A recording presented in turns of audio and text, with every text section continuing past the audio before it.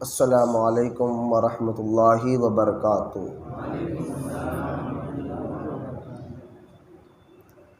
الحمد للہ رب العالمین، والصلاة والسلام علی سید المرسلین وعلی آلہ واصحابہ اجمعین، اما بعد فاعوذ باللہ من الشیطان الرجیم، بسم اللہ الرحمن الرحیم۔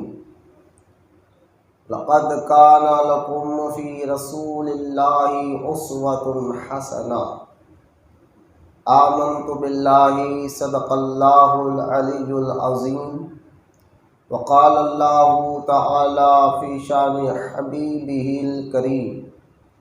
ان اللہ وملائکتہ یصلون علی النبی یا ایھا الذین آمنوا صلوا علیہ وسلموا تسلیما۔ اللہم صل علی سیدنا ومولانا محمد معدن الجود والکرم وعلی آلہ وبارک وسلم۔ صلاۃ و سلام علیک یا رسول اللہ صلی اللہ تعالی علیہ وآلہ وصحبہ وسلم۔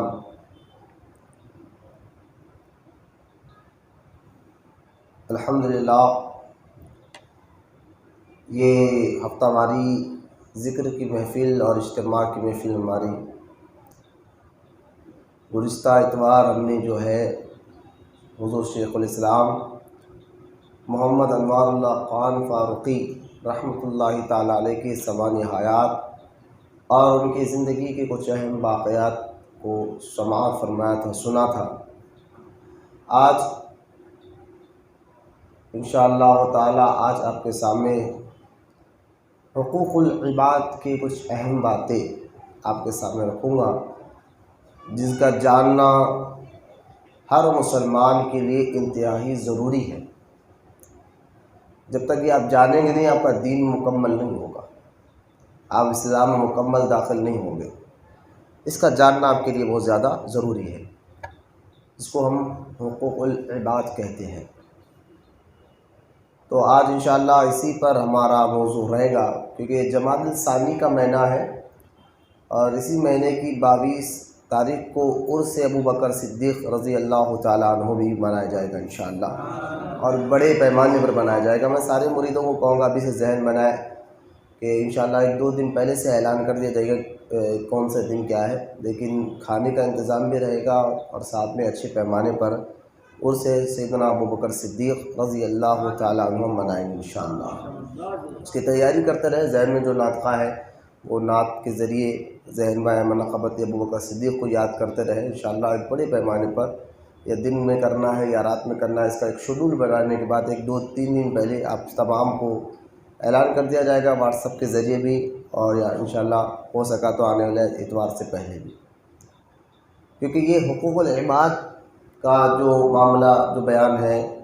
میں نے جمعہ میں بھی اسی ٹاپک کو لیا تھا، لیکن آج کیونکہ اسی ٹاپک کو اسی لیے لے رہا ہوں کہ کچھ باتیں ہٹ کر آپ کے سامنے رکھنا چاہتا ہوں، تاکہ جو جمعہ میں نہیں ہو سکا وہ آپ کو سامنے آج انشاءاللہ رکھنے کی کوشش کروں گا۔ میں دعا کرتا ہوں اللہ تعالیٰ سے، اللہ تعالیٰ ہم تمام کو کہنے سننے سے زیادہ عمل کی توفیق عطا فرمائے۔ ایک حدیث مبارکہ میں ہے، حضور اکرم صلی اللہ تعالیٰ علیہ وسلم نے ارشاد فرمایا، کوئی بھی بات کرنے، جائز بات کرنے سے پہلے، اچھی بات کرنے سے پہلے تم مجھ پر درود پڑھا کرو، کیونکہ درود پڑھ کر جو بات شروع کی جاتی ہے اللہ اس بات میں برکت داخل فرماتا ہے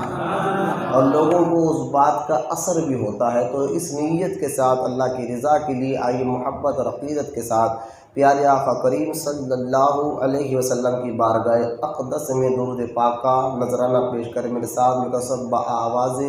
بلند پڑھی، اللہم صلی علی سیدنا و مولانا محمد معدن الجود والکرم وعلی آلہ وبارک وسلم۔ صلاۃ و سلام علیک یا رسول اللہ صلی اللہ تعالی علیہ وسلم کلمہ پڑھنے کے بعد کچھ اس کے تقاضے بھی ہوتے ہیں، اس کو بھی پورا کرنا ہر مسلمان کے لیے ضروری ہوتا ہے۔ صرف کلمہ پڑھ کر ہم مسلمان ہو گئے اور اس کلمے کے جو تقاضے ہیں، جو رولز ہے، اس کو اگر ہم پورا نہیں کر رہے ہیں تو یقیناً وہ شدید گناہگار بھی ہو سکتا ہے، اس کا ایمان بھی کھینچا جا سکتا ہے، کیونکہ کلمے کے کچھ رولز ہوتے ہیں۔ اور اس کی مثال یوں سمجھنے کے لیے دیکھیں، آپ اگر کوئی کمپنی میں اگر آپ نے انٹرویو میں پاس ہو کر بڑی سی کمپنی میں اس میں آپ کو جاب مل گیا، کام مل گیا، تو اس کمپنی کے کچھ رولز ہوتے ہیں، اس کو بھی آپ کو فالو کرنا پڑتا ہے، اس کے رولز کو بھی آپ کو اپنانا پڑتا ہے۔ صرف انٹرویو میں پاس ہونا کام نہیں ہوتا، اس کے رولز کو بھی اپنانا پڑتا ہے، تاکہ آپ کو جو ہے اگر آپ اس رولز کو اپنائیں گے تو ہو سکتا ہے کہ آپ کا رتبہ بھی بڑھے، آپ آگے جا کر جو ہے مینیجر کے مقام تک بھی پہنچ سکتے ہیں۔ لیکن اگر رولز کو نہیں اپنایا تو ایک دن کیا ایک گھنٹہ بھی آپ جو سو اس کمپنی میں رہ نہیں سکتے، وہ کمپنی والے آپ کو نکال دیں گے جاب سے۔ تو اسی مثال کو کلمہ پڑھ کر ہم جب اسلام میں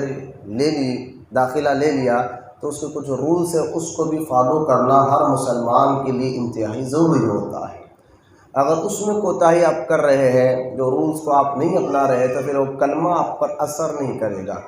نہ آپ کے دل پر اثر ہوگا کلمے کا، نہ آپ کے مزاج پر اثر ہوگا، نہ آپ کی عادتوں پر اثر ہوگا۔ تو لہٰذا اب کلمہ پڑھ کر جن رولز کو آپ کو فالو کرنا ہے، اس رولز کو جیسا کہ کمپنی میں داخل ہونے کے بعد جو رولز ہوتے ہیں، وہ کمپنی کے رولز کے مطابق جو کام ہوتا ہے، وہ کمپنی کا باس بناتا ہے کہ یہ رولز آپ کو کرنا ہے، اس رولز کو فالو کرنا ہے، تو تب آپ کا جاب باقی رہے گا۔ اسی طرح کلمہ پڑھنے کے بعد جو رولز ہے، اس رولز کو کسی بندے نے نہیں، اللہ نے بنایا ہے۔ بولے سبحان اللہ۔ اس کو شریعت کہتے ہیں۔ کیا کہتے ہیں؟ تو کلمہ پڑھنے کے بعد فوراً وہ رولز آپ پر لاگو ہو جاتے ہیں، کلمے کے تقاضے آپ کو پورا کرنے، جس کو ہم کلمے کے تقاضے کہتے ہیں۔ کلمہ پڑھنے کے بعد یہ سارے رولز اور ریگولیشن جو آپ کو کرنا اور ادب کے ساتھ اس پر سارے چیزوں کو فالو کرنا بالکل انتہائی ضروری ہو جاتا ہے، اس کو شریعت کہتے ہیں۔ اور ایک بات دیکھیے، اگر کوئی رولز اور کوئی طریقہ کوئی بندہ بناتا ہے تو اس رولز میں، اس طریقے میں خرابی ہو سکتی ہے کہ ہماری مزاج کو نہیں بنتا، ہم اس کو کہتے ہیں کہ بھئی یہ رولز غلط ہے، ایسا نہیں ہونا چاہیے، ایسا ہونا چاہیے تھا، تو بندہ زیادہ دنوں سے وہ رولز کو فالو نہیں کر پاتا اور کمپنی کا جاب چھوڑ دیتا ہے، بھئی یہ رولز غلط ہے، ایسا ہے، کیونکہ اس رولز کو بندہ بناتا ہے، تو بندے کو مزاج بنتی یا نہیں بنتی وہ الگ بات ہے۔ لیکن جو رولز کلمہ پڑھنے کے بعد آپ کو فالو کرنا، اس رولز کو کسی بندے نہیں، اللہ نے بنایا، اور اللہ ہمیں پیدا کرنے والا ہے، تو لہٰذا ہم کو بنانے والا ہمارے لیے ہم سے بہتر وہ جانتا ہے کہ ہمیں کیا ضرورت ہے، کیا ضرورت نہیں ہے، کس چیز کی ہمیں ضرورت پڑے گی اور کس چیز کی ہمیں ضرورت نہیں پڑے گی، یہ اللہ سے بہتر کون جا سکتا ہے، مجھے اب بتائیں۔ کیونکہ اللہ ہمیں، بھائی کوئی چیز اگر آپ بناتے اپنے ہاتھ سے تو اس کی صحیح اور غلط کیا ہے یہ جاننے کے لیے آپ سے بہتر کوئی چیز کون جانے گا کہ آپ اس کو فالو کریں گے یا نہیں کریں گے، آپ سے بہتر کوئی نہیں جان سکتا۔ اسی طرح ہم کو بنانے والا اللہ ہے، تو اللہ سے بہتر کوئی نہیں جان سکتا ہمیں کیا ضرورت ہے اور کیا ضرورت نہیں ہے۔ تو جو اللہ نے قانون بنائے ہمارے لیے وہ ہمارے فائدے کے لیے، یہ بھی ذہن میں رکھ لینا کہ ایسا نہیں ہے کہ وہ اب جتنے رولز اور ریگولیشن بنائے ہیں اللہ اس کے رسول نے، وہ قرآن حدیث کی روشنی میں اگر آپ پڑھیں گے تو اس کو اگر آپ غور کریں گے، اپنی عقل سے سوچیں گے بنا، تو جتنے شریعت میں رولز بنائے گئے ہیں اس کا فائدہ انسانی کو ہے، ہمیں ہی اس کا فائدہ ہے۔ اور خدا کا کرم دیکھیے آپ کہ رولز اس نے ہمارے لیے بنائے کہ تم ایسا کرو، یہ کرو، یہ نہ کرو، یہ سارے رولز، اگر اس رولز کو تم اپناؤ گے، اس کو فالو کرو گے، تو یہاں پر آپ دیکھیں کمپنیز کے سارے رولز کو اگر آپ اپناتے ہیں تو کمپنی کا باس آپ کو خوش ہو کر یا تو آپ کا تنخواہ بڑھا سکتا ہے یا آپ کا رتبہ بڑھا سکتا ہے، لیکن اس کا فائدہ آپ کو صرف دنیا میں ہوگا، صرف دنیا کے حد تک آپ کو یا تنخواہ سیلری زیادہ ملے گی، یا اچھی سے جاب میں آپ کا ذرا رتبہ آپ کا بڑھ جائے گا، کہ آپ ایک مزدور کے ذریعے ایک مینیجر کے مقام تک پہنچ سکتے ہیں، کیونکہ آپ نے ذرا اچھا کام کر بتایا تو باس آپ کو خوش ہو کر یا یہی کام کرے گا، لیکن وہ فائدہ صرف دنیا کے حد تک رہے گا۔ لیکن آپ نے کلمہ پڑھنے کے بعد اس رولز کو اللہ کی رضا کے لیے مکمل طور پر اپنی زندگی میں لا لیا اور اس پہ عمل کرنا شروع کر دیا تو اللہ آپ سے راضی ہوگا، اور اس کا فائدہ صرف دنیا میں ہی ملے گا۔ ایسا نہیں کہ صرف دنیا میں ملے گا، دنیا کے ساتھ ساتھ اس کا فائدہ انشاءاللہ اللہ آخرت میں بھی عطا فرمائے گا۔ جو ایک کلمہ پڑھنے والے کے لیے جو جانتا ہے کہ یہاں مسلمان ہے، کیا انسان تھوڑا ہی ہے کہ یہاں ہمیشہ رہے گا، اس کو پتہ ہے کہ یہاں سے بھی ایک زندگی وہاں جانا جس کو خبر کہتے ہیں، پھر وہاں بھی ہمیشہ رہنا نہیں ہے، پھر اللہ کی مرضی جب ہوگی وہاں سے ہم آخرت میں پہنچیں گے، اور جب آخرت میں حساب و کتاب کے بعد یا تو اس کا فضل ہوگا تو ہم جنت میں داخل ہوگی۔ یہ آخری منزل ہے، اور یہ عقل مند آدمی جہاں منزل میں پہنچنا تھا، جہاں اس کو ہمیشہ رہنا ہے، وہاں کا سامان ہمیشہ تیار رکھ کر جاتا ہے وہاں کام آئے، اور تاکہ وہاں ہمیں فائدہ ملے۔ تو وہاں کام نہ پیسہ آنے والا ہے نہ دولت، وہاں کام اللہ کے بتائے ہوئے طریقہ کام آنے والا ہے، ایمان اور عقیدہ تک کام آنے والا ہے، اور اعمال ہے یہ آپ کو کام آنے والی چیزیں ہیں۔ تو لہٰذا بندہ دیکھیے، آپ کچھ لوگ کہتے بھئی امریکہ میں رولس اچھے ہیں، کیونکہ انسان کی اتنی قدر ہے یورپ ممالک میں، اور بات بھی حقیقت ہے کہ اگر آپ کسی کو راستہ بھی پوچھیں گے نا کہ کہیں جانا ہے تو وہاں ایک گورا آپ کو سینٹ میں رکائے گا، رکا کر اگر اس کو نہیں بھی معلوم ہوگا تو وہ فون نکال کر گوگل میپ کے ذریعے پورا راستہ بتا کر آپ کو ایڈریس بتائے گا، یعنی اس کو اتنا وہ انسانی۔ اور پھر دیکھیے آپ سگنل توڑنا، وہاں پر تو توڑتے نہیں، کہ سگنل کا ہی مسئلہ ہے کہ اس کو نہیں توڑا جاتا، کیونکہ سگنل توڑنے سے عقلی طور پر بھی دیکھیں کئی نقصان ہو سکتے ہیں، خود کو بھی یا سامنے والے کو بھی۔ تو آج بھی ہمارے پاس جو ہے سگنل توڑنے کا جو رولس ہمارے اندر خاص اور رول سٹی میں بہت زیادہ ہوتا ہے۔ تو میں کہتا ہوں دیکھیں اسلام جو ہمیں صبر کا پیغام دیتا ہے، صبر کرنا، تو صبر کرنا صرف یہ نہیں ہے کہ آپ جو ہے غصے کے وقت صبر کریں، گناہوں سے اپنے آپ کو روکے رکھنا بھی صبر ہے۔ گناہ نہیں کرنا، گناہ آپ کر سکتے، ہمت ہے، طاقت ہے، لیکن پھر بھی نہیں کرنا اللہ کے لیے، اللہ کی رضا کے لیے، تو یہ بھی ایک صبر ہوتا ہے۔ اسی طرح صبر، آپ روڈ پر سگنل کے لیے ٹھہرے ہوئے ہیں تو آپ اللہ کی رضا کے لیے صبر کریں، انشاءاللہ اس کا بھی ثواب ملے گا آپ کو۔ یہ مزاج ہمیں اسلام نے دیا ہے، یہ گوروں نے نہیں دیا ہمیں۔ یہ گوروں نے جو رولز بنایا ہے نا، دیکھا جائے تو اس کے پیچھے ساری ترقی اسلام کی ہے، یعنی اس رولز کو تو فالو ہمیں کرنا چاہیے تھا، وہ فالو کر رہے ہیں۔ دیکھیں مثال کے طور پر ایک آدمی اپنے دوست کو ٹرین میں چڑھانے آیا، تو اتفاق سے ٹرین تیز ہو گئی، تو یہ بھاگتے ٹرین والے نے ایک آدمی کا ہاتھ پکڑ کر کھینچ لیا تو اس نے کہا یار تم مجھے کیوں کھینچے ہو؟ بولے بھائی ٹرین چھوٹ رہی تھی اسی لیے تو میں نے ہاتھ پکڑ کے کھینچا۔ تو اس نے کہا میں تو صرف اس کو چڑھانے آیا تھا، میں چھوڑنے آیا تھا، جس کو چڑھانا تھا اس کو نہیں چڑھایا، مجھے کیوں کھینچ لیا آپ نے؟ تو یہی مزاج ہماری ہو گئی ہے، جس ٹرین میں ہمیں چلنا تھا آج غیر چل رہے ہیں، جس اخلاق کو ہمیں اپنانا تھا وہ اپنا رہے ہیں، جس طریقے کو ہمیں اپنانا تھا وہ اپنا رہے ہیں۔ تو لہٰذا یہ سارے طریقے کہ جو آج یورپ بتا رہا ہے انسان کی اہمیت، میں نے کہتا یہ یورپ گوروں نے نہیں بنایا ہے، یہ قرآن نے پہلے بتایا ہے۔ آپ نے نہیں پڑھا قرآن میں کہ ایک انسان کا قتل سارے انسانیوں کا قتل ہے، ساری انسانیت کا قتل ہے؟ تو یہ ساری مزاج دینے والے اخلاق، مزاج، صبر، شکر، یہ سارے چیزیں یہ اسلام دے رہا ہے، اور اس کو فالو غیر کر رہے ہیں۔ تو آپ دیکھیں وہاں پر بھی انسان کی اہمیت، سگنل نہیں توڑا جاتا، قتل کرنے پر اگر ٹکر بھی مار دے تو سائڈ میں گاڑی رکھ کر روکا جاتا ہے، جرم کا اقرار کر کے کیمرے لگے ہوئے ہیں۔ مین بات تو وہاں پر کیمرے لگے کوئی بول نہیں سکتا۔ ابھی میں 2 دن پہلے کچھ لوگ میرے پاس آئے تھے، تو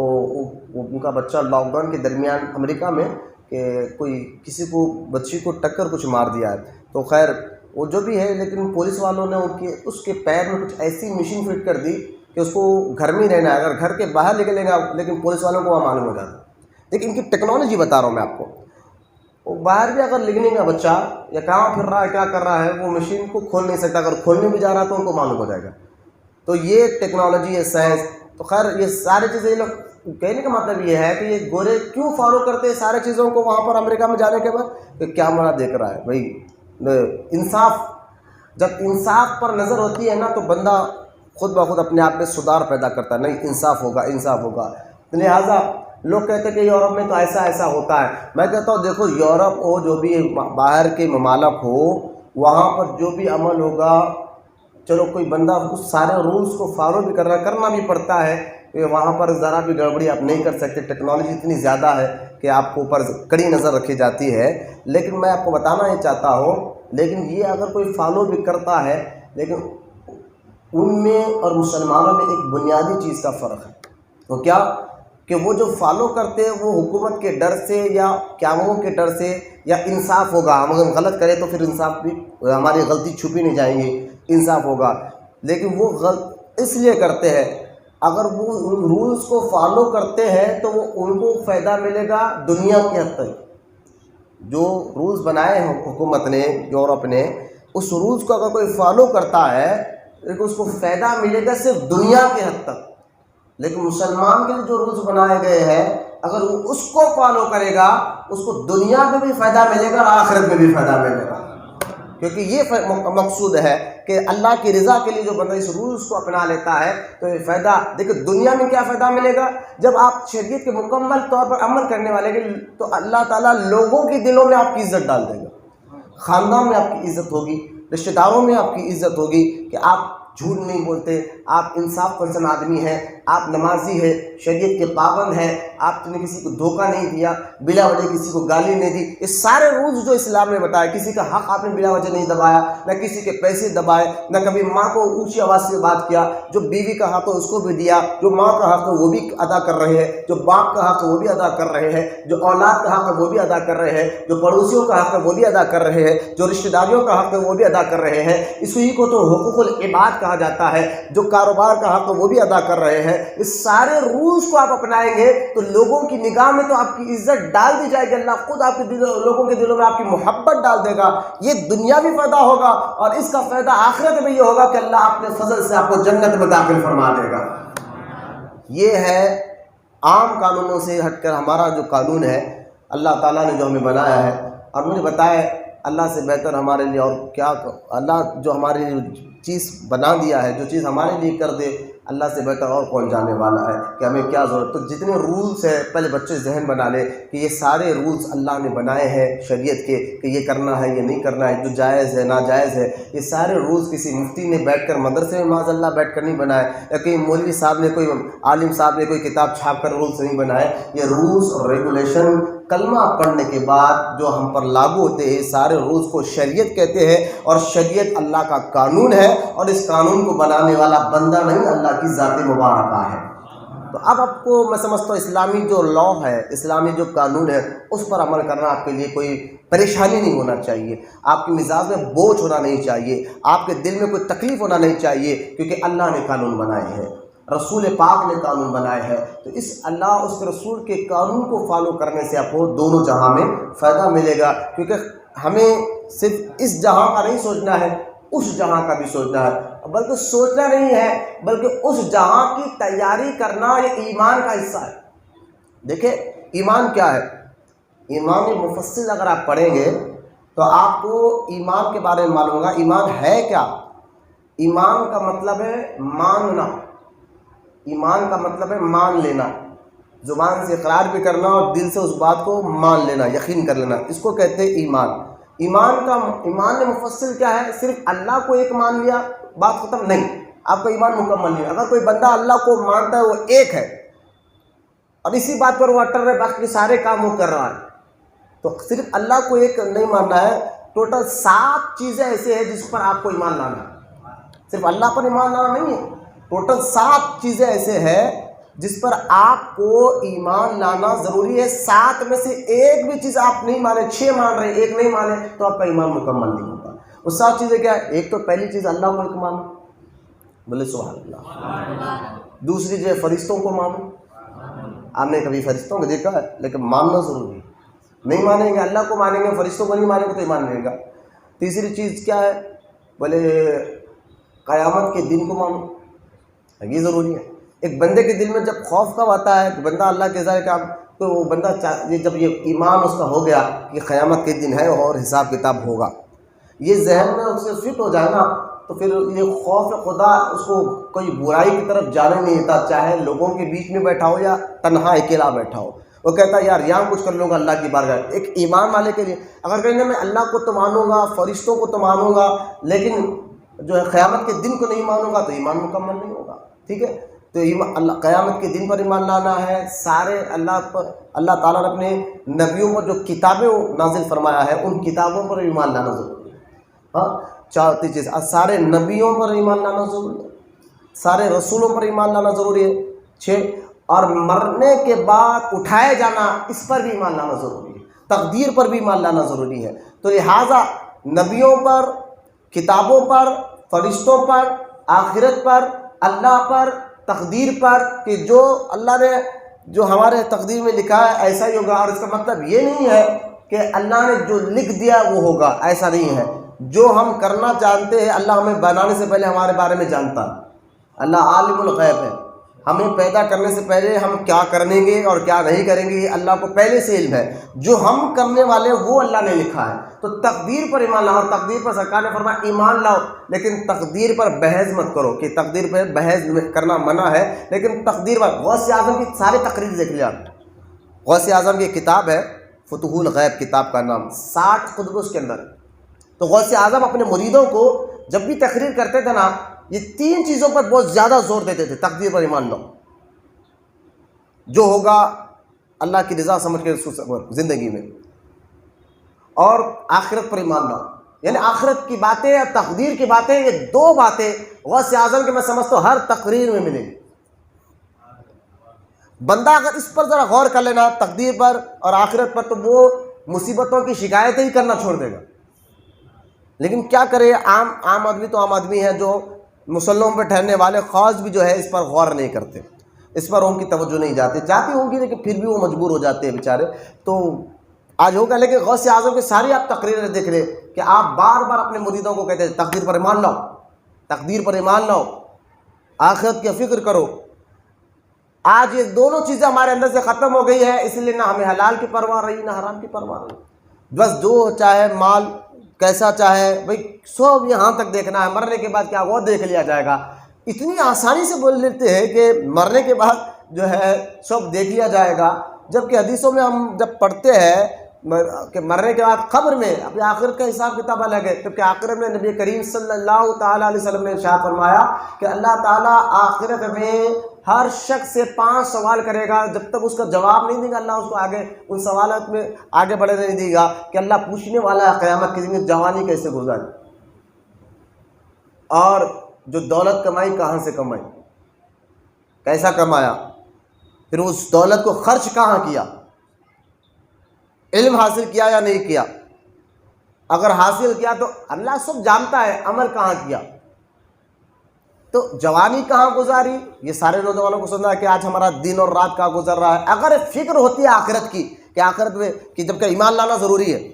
اگر کوئی آخرت کو نہیں مانے گا تو پھر وہ 7 باتوں میں سے ایک بات کی اگر ایمان انکار کر دے گا تو سیدھا سیدھا وہ اسلام سے باہر ہو جائے گا، پھر کہ وہ اللہ کو تو مان رہا ہے، فرشتوں کو مان رہا ہے، قرآن کو مان رہا ہے، وہ نبیوں پر سب مان رہا ہے، لیکن آخرت کی بات کو انکار کر رہا ہے، میں مانتا نہیں بھائی آخرت تو کچھ بھی نہیں ہوگا، تو سیدھا سیدھا وہ ایمان سے باہر ہو جائے گا۔ تو ایمان مفصل اسی کو کہتے ہیں کہ 7 چیزوں پر آپ کو ایمان لانا ضروری ہے۔ تو لہٰذا اگر فکر ہوتی نا آخرت میں کہ آخرت میں حساب کتاب دینا ہے، تو آخرت کی فکر ہی ہے جو بندے کی مزاج بدل کے رکھتی ہے۔ اس لیے غریب نواز ہو یا بندہ نواز ہو یا غوث اعظم دستگیر رضی اللہ تعالیٰ عنہ، یہاں تک کہ نبیوں کے سارے امام الانبیاء حضور صلی اللہ تعالیٰ علیہ وسلم جب اپنے غلاموں کو دیکھتے کہ زیادہ ہنس رہے ہیں تو آپ فرماتے تھے کہ موت کو یاد کرنے والی چیز کو یاد کیا کرو، نہیں موت کو یاد کرو اور آخرت کی فکر پیدا کرو۔ اپنے صحابہ کو حضور بار بار کہتے، تو ہر حضور ہو علیہ الصلوۃ والسلام ہو یا غوث پاک ہو، یا اپنے تقریروں میں اپنے آوازوں میں زیادہ تر آخرت کی فکر دلایا کرتے تھے۔ اور یہ فکر ہی ہے، یہ سوچ ہی ہے جو بندے کی مزاج کو بدلا سکتی ہے۔ اگر آپ بدلنا چاہتے ہیں اپنے آپ کو، آپ کی سوچ کو، جب تک تو بدلتے کب ہے جب آپ بدلیں گے نا۔ دیکھیں آج کلمہ پڑھ کر جو رولز کو اپنا نہیں رہے، صرف کلمہ پڑھے چھوڑ دیے، زندگی گزر رہی ہے، رات دن گزر رہے ہیں، اور کئی بہانے ہمارے اندر آ گئے ہیں کیونکہ ہم نے تقدیر پر ایمان نہیں لایا۔ آپ بولیں گے نہیں حضرت میرے کو جاب کا ٹائم ہے، نماز کے لیے بولو تو جاب کا بہانہ، نماز کے لیے بولیں گے تو محنت کا بہانہ، یہ سارے بہانے ہمارے پاس، بہانوں کی تو لمبی لسٹ ہو جاتی ہے، لیکن اپنے کام کا وقت آ جائے نا تو پھر سارے بہانے ختم ہو جاتے ہیں۔ اپنا مطلب کی بات نکلنا ہے تو ہم سارا وقت نکالنے کے لیے تیار ہو جائیں۔ یہ نفس اور شیطان ہمیں کہاں لے جا رہا ہے، لیکن اس کی بنیادی وجہ ہے کہ ہماری سوچ، ہماری فکر آخرت سے ٹوٹ گئی ہے۔ اسی وجہ بندہ میں یہ بھی کہہ رہا ہوں جو فکر پیدا کرتا ہے، جو سوچتا ہے، وہی اس کی عادت بن کر باہر نکلتی ہے۔ یہ سارے بزرگوں کا یہ تصوف ہی ہے، طریقت ہے۔ طریقت میں ہوتا کیا تھا، بزرگان دین اپنے تقریروں میں کیا بولا کرتے تھے؟ بندوں کو آخرت کی فکر پیدا کراتے تھے، اور جب بندے کے دل میں آخرت کی فکر پیدا ہوتی تھی تو اللہ کی رضا، اللہ کی محبت بھی پیدا ہوتی تھی، اور وہ بندہ جو ہے وہی کام کرتا تھا جو کام سے اللہ راضی ہوتا ہے۔ لیکن ہمارے اندر بنیادی بات ہے، فکر ختم ہو گئی، سوچ ختم ہو گئی آخرت کی۔ تو لہٰذا اور یاد رکھیں، جو فکر پیدا سوچ ہے، آخرت کی فکر ہی ہے، اور سوچ ایک ایسی چیز ہے، میں بار بار کہتا ہوں، آپ اپنی عقل سے بھی اس بات کو سوچیں، بندہ جو سوچتا ہے وہی کام باہر نکلتا ہے۔ جو بندے کی سوچ جو بنتی ہے وہی کام عادت بن کر باہر نکلتی ہے۔ مثال کے طور پر آپ نے رات میں سوچ لیا کہ صبح آپ کو اتنے بجے اٹھنا ہے، ارجنٹ کہیں جانا ہے دوسرے دن آپ کو، تو آپ رات میں ہی سوچ لیتے کہ اتنے بجے اٹھنا ہے، کہ پہننا کیا ہے، کیا ٹائم پہ اٹھنا ہے، نہانا کیسا ہے، یہ سارا شیڈول آپ رات میں بنا دیتے ہیں، اور صبح اس شیڈول کے مطابق آپ کی مزاج باہر نکلتی ہے، آپ کی عادتیں باہر نکلتی ہے۔ تو لہٰذا جو بندہ سوچتا ہے وہ سوچ ہی اس کی عادت بن کر باہر نکلتی ہے۔ اگر ہماری سوچ آخرت کے لیے ہو جائے گے نا، کہ بس اب آخرت ہے،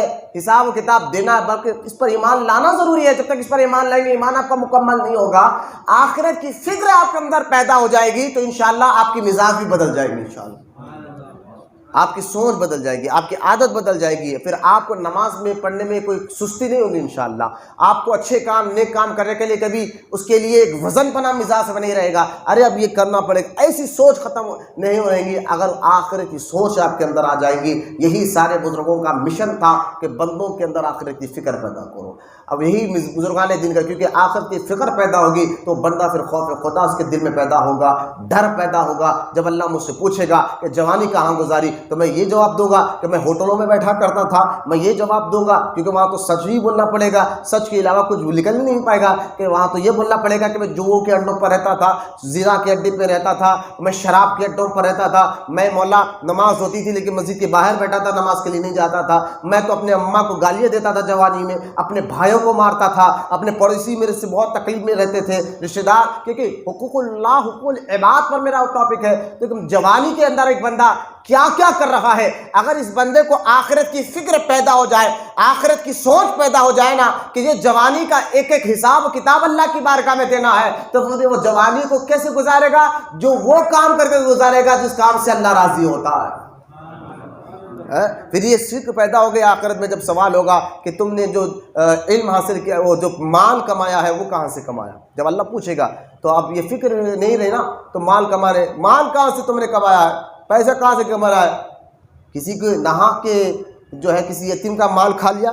یا کسی بیوہ کا مال کھا لیا، کسی نے آپ کے پاس امانت رکھی تھی اس کو کھا لیا۔ بلکہ حدیث مبارکہ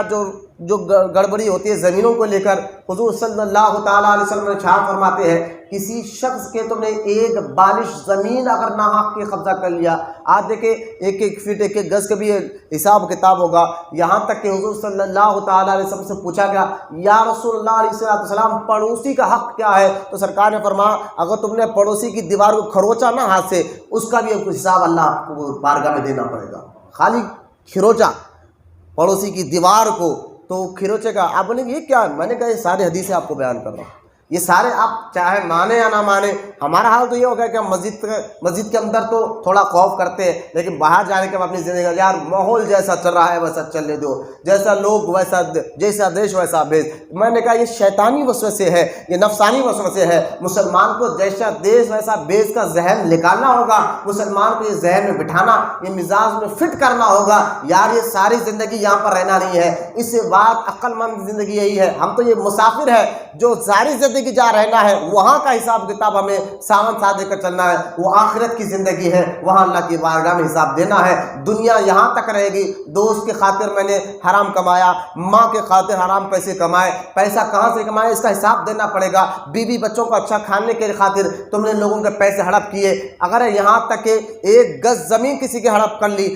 حدیث پاک میں آتا ہے حضور علیہ السلام نے ارشاد فرمایا قیامت کے دن اللہ تعالیٰ اس کو 7 زمینوں کے برابر ایک توق ڈالے گا، ایک جین بنائے گا، 7 زمین اس کے اندر پورا دے گا اور اس کے گلے میں ڈال کر دوزخ میں ڈالے گا۔ 7 زمینوں کو، 1 گز زمین کسی کے ناحق کے قبضہ کرنے کی بات کر رہا ہوں میں، پوری فلاٹ لوگ قبضہ کر لیتے ہیں، پورا گھر لوگ قبضہ کر لیتے ہیں۔ پہلوانوں کی بات کو دیکھیں، روڈیوں کی بات دیکھیں، آج لیڈروں کی بات دیکھیں، میں کہتا ہوں ان کو دیکھ کر تو اپنی زندگی کو مت سدھارو، تمہیں دیکھنا ہے تو اپنے ان اسلاف کو دیکھو، اپنے ان بزرگان دین کو دیکھو جنہوں نے اپنے اخلاق، اپنے کردار، اپنے مزاج سے دنیا میں ایسا انقلاب پیدا کیا کہ آج 800 سال ہو گیا ہے لیکن غوث اعظم کو دنیا نہیں بھول پا رہی ہے، آج 700 سال ہو گیا ہے لیکن غریب نواز کو دنیا بھول نہیں پا رہی ہے۔ یہ کارنامہ کیا تھا؟ انہوں نے آخرت کی فکر خود ان کے اندر تھی اور لوگوں کے اندر بھی آخرت کی فکر انہوں نے پیدا کیے تھے۔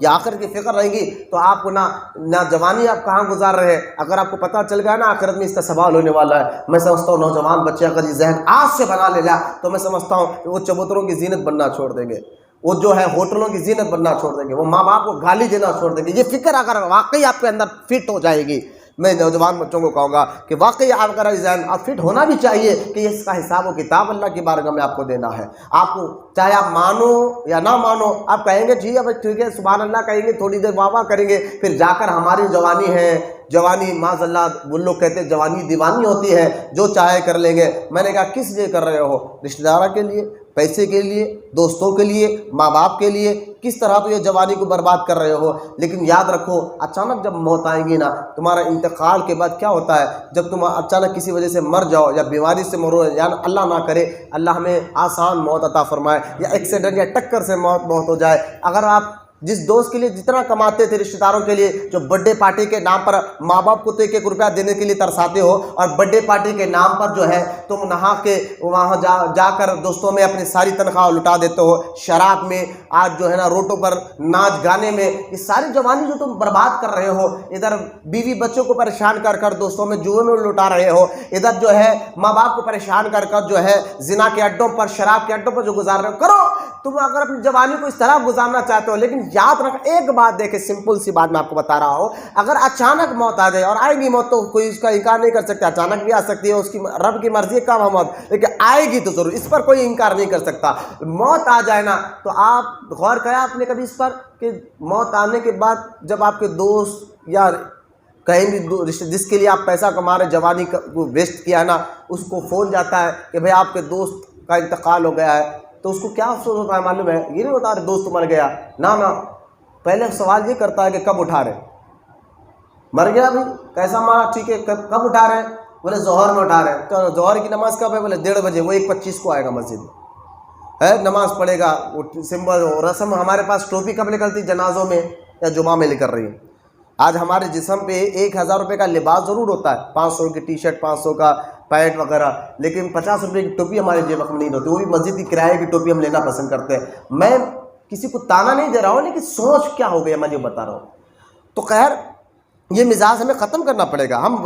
ہماری سوچ بدلے گی تو مزاج بدلے گی، عادت بدلے گی، سوچ جب تک ہماری نہیں بدلے گی تو یہ چلتا رہے گا۔ تو لہٰذا دوسرا سوال ہوگا، چلو 1:30 بجے وہ آئیں گے، نماز پڑھ لیں گے، نماز بڑی مشکل سے جنا، پھر ان کو بار بار فون آتے رہتے دوسرے دوست، آ رہے بھائی میرا ابھی قبرستان کو جنازہ گیا، اب فون پہ بولتے رہتے، ابھی تو پہنچے رہے قبرستان کو، اب وہ چیخ چیخ، ابھی تو قبر کو صاف کیا جا رہا ہے، ابھی تو اتارا جا رہا ہے، ابھی تو مٹی ڈالے جا رہے ہیں، بار بار۔ میں نے کہا کس کے لیے کما رہے تھے؟ اس کو تو ذرا بھی نہیں اپنے کام کی فکر لگی ہوئی ہے، اب تمہیں حساب کتاب دینا ہے کہ تم نے کیا کیا، جوانی کو کس طرح برباد کیا۔ تو لہٰذا تو میں جوان بچوں سے کہوں گا جوانی کا حساب کتاب آخرت میں ہونے والا ہے، اور آخرت کا آپ کو فکر پیدا کرنا ہوگا۔ پھر علم مال کہاں سے کمایا، تو آپ کیا کما رہے ہیں، کیسا کما رہے ہیں؟ کسی کو ظلم کر کر، کسی روڈی کے ساتھ بیٹھ کر، کسی کا قتل کر کر، کسی کی زمین قبضہ کر کر، یا معاذ اللہ شراب کا کاروبار ہے آپ کا، معاذ اللہ جوئے کا یا سود خوری کر کر آپ کما رہے ہیں، اب اس کی سوچ یہ ہے کہ میرا گھر اچھا رہے، میرے بیوی بچے اچھے رہے، میرے ماں باپ اچھا رہے، میرے پاس پہننے کے لیے لباس ہو، میں چلنے کے لیے مہنگے مہنگے گاڑیاں میرے ہاتھ میں ہو، لباس ہو، لوگ مجھے، آپ یہ سمجھ رہے کہ پیسہ ہی آپ کو عزت دلاتا ہے؟ میں کہتا ہوں غلط سوچ رہے ہو، یہ سوچ آپ کی غلط ہے۔ پیسے سے آپ کو، اگر آپ سوچ رہے ہیں پیسے سے آپ کی عزت ملے گی، نہ آپ قرآن سے پوچھو عزت ملتی کون ہے اور عزت دیتا کون ہے؟ تو اللہ تعالیٰ قرآن میں فرماتا ہے وَتَعِزُّ مَن تَشَاءُ وَتَذِلُّ مَن تَشَاءُ، عزت دینے والا بھی میں ہوں، ذلت دینے والا بھی میں ہوں۔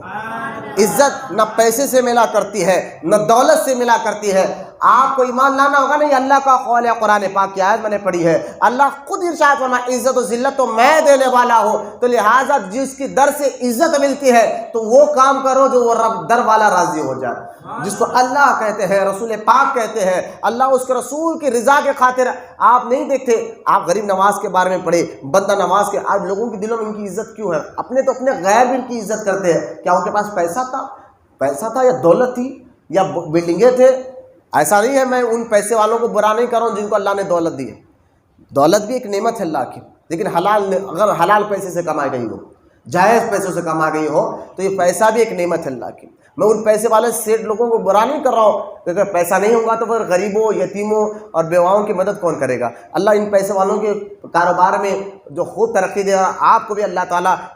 ایسی دولت عطا فرمائے جو آپ کا گھر کا بھی فائدہ کرے، آپ کا بھی فائدہ کرے اور دوسروں کا بھی فائدہ کرے. ایسی دولت آپ کو بھی اللہ عطا فرمائے، ایسی سوچ اللہ آپ کو بھی عطا فرمائے کہ اس کے ذریعے سے آپ دوسروں کو فائدہ کرنے والے بنے. تو میں ان پیسوں والوں کی بات کر رہا ہوں جو ناحق کے کسی کے ظلماً پیسہ کما رہے ہیں یا حرام ذریعے سے پیسے کما رہے ہیں، جو ناجائز ذریعے سے پیسے کما رہے ہیں، جو لوگوں کو دھوکہ دے کر پیسہ کما رہے ہیں، جو شراب یا سود یا جو ہے ایسے حرکت کر رہے جسے جو کام نہیں کرنا چاہیے، اس کو ذریعے سے جو پیسہ کما رہے ہیں. اس لیے میں کہتا ہوں تاجروں کو، جو کام کرنے والوں کو، کہ تمہیں اس کے بارے میں بھی سیکھنا ہے کہ تمہیں تجارت کیا کرنا ہے، کیسے کرنا ہے. اس کا بھی آپ کو ایک الگ ٹیوشن لینا پڑتا ہے، کورس لینا پڑتا ہے. تو لہٰذا یہ سارا پیسہ آپ کو عزت دلانے والا نہیں ہے. عزت کیا ہے؟ اللہ قرآن میں فرماتا ہے ہمارے یہاں عزت والا وہ بندہ وہ ہے جو تقوی والا زیادہ ہوتا ہے، جو پرہیزگاری والا زیادہ ہوتا ہے، جو ہمارا خوف رکھنے والا زیادہ ہوتا ہے، جو اللہ سے ڈرنے والا زیادہ ہوتا ہے.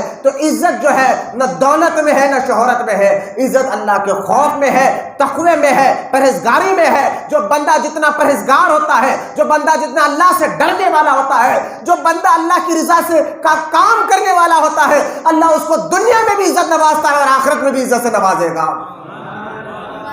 عزت تقوی میں ہے یار، عزت اللہ کے خوف میں ہے، آخرت کی فکر میں عزت ہے. اس کو ذہن میں بنا لیا. کبھی دیکھیں کہ اولیاء اللہ کے بارگاہوں میں غریب نواز کو کمی کیا تھی؟ اگر زبان سے ہلا دے تو اللہ پہاڑوں کو سونا بنا دیتا. اگر غریب نواز زبان سے کچھ بول دیتے نا، یہ پہاڑ سونا بن جاتا تو بن جاتا. لیکن پھر بھی ساری زندگی غریب نواز کے اپنے پڑے، وہی سوکھ کی روٹی آپ کھایا کرتے، روزہ سے رہا کرتے تھے، جب تک لباس کو بدلتے نہیں تھے جب تک وہ لباس میں پیون نہ لگ جائے. تو یہ تقویٰ پرہیزگاری، کیونکہ اللہ والے جو نا ساری زندگی وہی کام کرتے تھے جس سے اللہ راضی ہو جائے. آخر آپ کچھ نہیں کر رہا، کم سے کم 1 روپیہ صحیح حلال کا. اگر یہ ذہن آپ بن گئے نا آج کے بعد، 1 روپیہ صحیح حلال کا، چاہے میں ایک دن کا فاقر ہوں گا لیکن حلال کماؤں گا، اپنے بچوں کے پیٹ میں حلال رزق. ایک دور تھا ہم اپنے بڑوں سے سنا کرتے تھے، کیونکہ اماں بابا بیوی بچے بولتے تھے کہ باہر جا رہا ہو نا کمانے، 1 روپیہ صحیح لیکن حلال کا لانا، یہ بولا کرتے تھے. اور یقیناً جب وہ لاتے بھی تھے نا تو ایسے گھروں میں غوث اعظم پیدا ہوتے تھے، غریب نواز پیدا ہوتے تھے، اللہ کے نیک بندے ایسے گھروں میں پیدا ہوتے ہیں جن کے ماں باپ حلال پیسہ کماتے تھے نا. 1 روپیہ ایسے ہی اللہ کو راضی کرنے والا پیسہ. آج بھی اگر آپ یہ ذہن بنائیں گے، آپ کے گھر میں غوث اعظم تو پیدا نہیں ہوں گے لیکن غوث اعظم کے غلام ضرور پیدا ہوں گے، غریب نواز کے غلام ضرور پیدا ہوں گے. تو لہٰذا یہ حلال پیسہ، یہ آپ کا جو پیسہ ہے نا، آپ کی مزاج پہ بہت اثر کرتا ہے، آپ کے اولاد پر بہت اثر کرتا ہے، آپ کے خون میں بہت اثر کرتا ہے. چاہے آپ بات مانو یا نہ مانو، یہ بات حقیقت ہے. آج یہ سائنس بھی اس بات کو کہہ رہی ہے، لیکن بات سائنس آج کر رہی ہے. 1400 سال پہلے رسول پاک نے پہلے بتا دیا کہ اگر ایک دن بھوکا رہنا پڑے تو بھوکا رہ جاؤ، لیکن نہا کا یعنی حلال پیسے سے اپنے پیٹ کی آگ کو بجاؤ تو اللہ راضی بھی ہوتا ہے اور عزت سے نوازتا ہے. آپ کو دیکھیں نا دل، آج جتنا بڑا سیٹ ہے جو ناجائز پیسوں سے، میں پھر کہہ رہا ہوں، میری مراد سیٹ سے ان سیٹوں کی بات نہیں کر رہا ہوں جن کو اللہ نے دولت سے نوازا ہے حلال. میں کہتا ہوں، میں تو آپ کو بھی کہہ رہا ہوں کہ اللہ آپ کو ایسی دولت نوازے جو آپ کا، آپ کے خاندان کا آپ بھی بھلا کرے اور دوسروں کا بھی آپ بھلا کرے. وہ حلال پیسہ، میں ان کی بات نہیں کر رہا ہوں جو نہا کے، جو آج ہمارا ذہن بن گیا ہے کچھ بھی کرو وہی پیسہ لاؤ، کسی کو بھی کیا بھی کرنا ہے، کسی کو گالی دینا ہے، دھوکہ دینا ہے، جھوٹ بولنا ہے، اس طریقے سے دھوکہ دینا پرواہ نہیں ہے بھائی. اماں بول دیے کہ روزانہ ہم کو 500 لانا ہے تو لا کر اماں کے ہاتھ میں دینا ہے. نہیں بیوی بول دی بھائی روزانہ 500 لانا ہے تو لا کے بیوی کے ہاتھ میں دینا ہے. اب کیا بھی کر لو ہمیں کیا کرنا اس سے مطلب نہیں ہے. آج یہ ذہن بن گیا ہے. اب بولو تو یہ مولوی صاحب کی باتیں یہ ایسی ہوتے ہیں, یہ مولانا لوگوں کے باتیں یہ ہوتے ہیں, ان کے باتوں میں کیا ہے, ان کو کیا کمی ہے, اس طرح کی باتیں کر یعنی یہ ساری چیزیں شیطانی اور نفسانی وار ہے جو آپ کے ذہن کو خراب کیا جا رہا ہے. میں کہتا ہوں آخرت کی فکر پیدا کرے. آپ ایک آنا ہی صحیح حلال کا پیسہ کمانے لگے تو انشاءاللہ آپ کے مزاج میں بھی اچھا اثر ہوگا. آپ کو نماز پڑھنے بھی دل چاہے گا, عبادت کرنا بھی دل چاہے گا. آپ کو مسجد میں آنا بور نہیں لگے گا. پھر یا جو مسجدوں میں دل نہیں لگ رہا لوگوں کا, نہ نماز میں دل لگ رہا ہے نہ عبادت کرنے کو دل چاہتا ہے, اس ساری وجہ کیا ہے؟ کہیں نہ کہیں ہمارے پیٹ میں حرام لقمہ پل رہا ہے. آج قرآن پڑھنے کو دل نہیں چاہ رہا. یہ سارے مسجدیں ویران ہیں. میں کہتا ہوں اس کی اہم وجہ کہیں نہ کہیں جو ہمیں نظر آتی ہے کہیں نہ کہ ہماری پیٹ میں حرام لقمہ نہ پڑ رہا. اس لیے بھی ہمیشہ اللہ کی بارگاہ میں دعا کرنا چاہیے کہ اللہ ہمیں حرام لقمے سے ہماری حفاظت فرما, ہماری نسلوں کی حفاظت فرما, ہمارے بچوں کی حفاظت فرما. آپ دیکھیں نا کئی واقعات ہیں جو بزرگوں نے محنت اور مشقت کر 3 4 دن بھوکے رہے لیکن یہ اپنی اولاد کو حلال پیسہ ہی کھلایا تو آج وہ بچے بڑے وقت کے قطب یا ابدال بنے, بڑے بڑے اولیاء بنے. اگر دنیا اللہ نے ایسی عزت نوازی پھر ان کو, یہ پیسہ عزت کے لیے ہے نا. لوگ کہتے ہیں اچھی عزت ملے, لوگ ہم کو عزت دیا کرے. آپ لوگ کیوں نہیں عزت دینے والے؟ لوگ تو آج میں بتا دیا نا کہ آج تو واقعی ایسا دور ہے کہ بھوکے کو بھی دیکھ نہیں سکتے, دے نہیں سکتے, اور کھاتے کو بھی دیکھ نہیں سکتے. اگر آپ نے دولت کما لی تو یہ بولنے والے کس کو دھوکہ دے کما آ گئی ہے. سامنے تو جی کریں گے, پیٹھ پیچھے دنیا کی گالیاں آپ کو دیں گے. پھر آپ شوگر بی پی ٹینشن جتنے پیسہ ہے پھر ہے نا گالیاں دینے والے. اگر بھوکا رہے تو اس سے بھی آپ لوگ دور ہوتے. لوگ کیا دے رہے ہیں؟ بھوکا پیاسا رہ رہا ہے تو ان کے لیے رشتہ دار دروازہ بند کر دے, نکو رے بھائی کام مانگنے آتا کہ ہے. تو یہ لوگ ہیں, یہ انسان ہے. ایسا تو خیر جس کے جو مروت والا انسان, جو اللہ آخرت کی فکر رکھنے والا انسان ہے وہ ایسا حرکت نہیں کرے گا, لیکن زیادہ تر جو چل رہا ہے میں آپ کو بات بتا رہا ہوں. تو لہٰذا ان لوگوں پر نظر نہ رکھے, اللہ کی ذات پر نظر رکھے, اللہ کی رضا کے لیے کام کرے. مرے وہ کام کر مرے جس سے اللہ راضی ہو, جیے تو وہ کام کرے جس سے اللہ راضی ہو. اور اس کاموں کے لیے ساری چیزوں سیکھنے کے لیے انشاءاللہ اگر آپ ایسے محفلوں میں ایسے علماء اہل سنت کی صحبت میں بیٹھیں گے, مشائخ کی صحبت میں بیٹھیں گے, انشاءاللہ یہ دل جو سوکھ گیا ہے نا, انشاءاللہ اس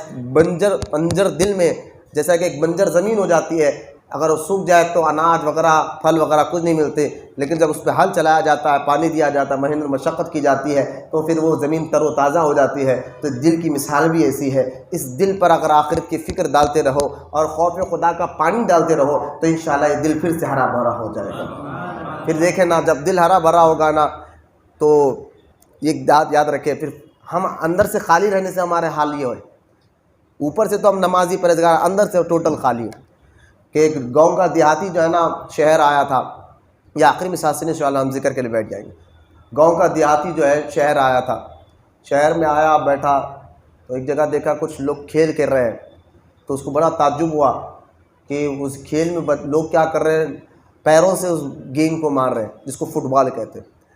تو غور سے دیکھا, ایک آدمی سے پوچھا, دانشمند آدمی سے, بھائی یہ گیم کا کیا قصور ہے کہ دکھنے میں بال فٹ بال جو ہے بڑا خوبصورت نظر آ رہا ہے, کلر والا نظر آ رہا ہے, مضبوط نظر آ رہا ہے, لیکن اس کو لوگ لات سے کیوں مار رہے ہیں؟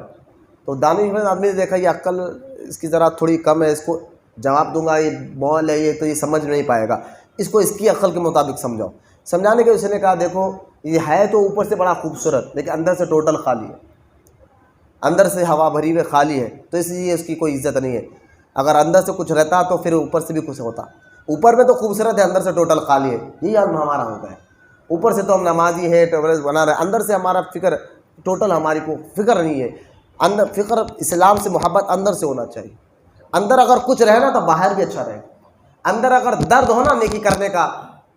بھائی یہ ہو ہی نہیں سکتا کہ آپ کے دل میں خوف اور چہرے پہ نظر نہ آئے.